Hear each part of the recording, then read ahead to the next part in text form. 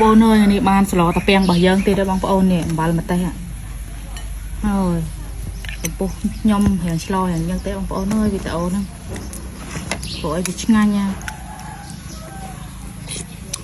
lẹ phim mà mấy gì bị tập bèn dân lo mà cả câu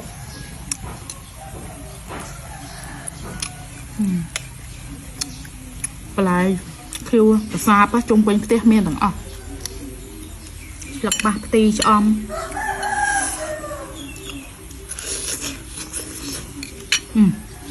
mấy phim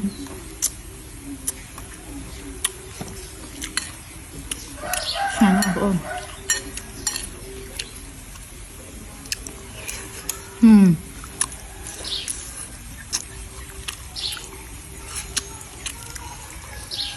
ngon ta thầy sẽ đào vô sang nha cho thầy sẽ đào đi sang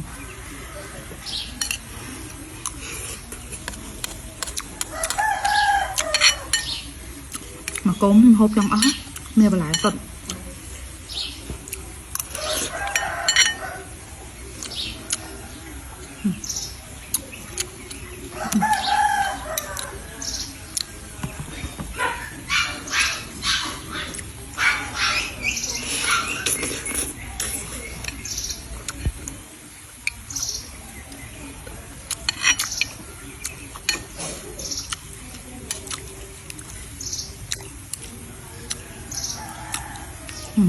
bao thầy sẽ đào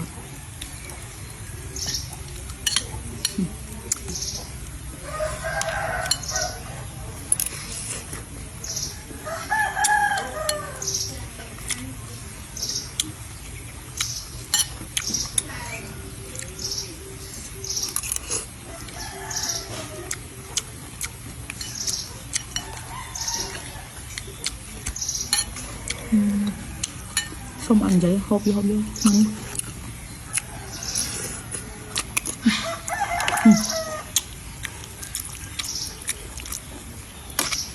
ăn vô nó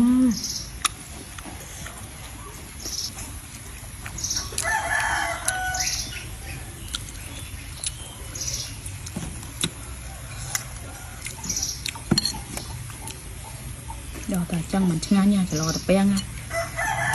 tịch ấy thì đèn khắp ấy mình đã tịch cả đấy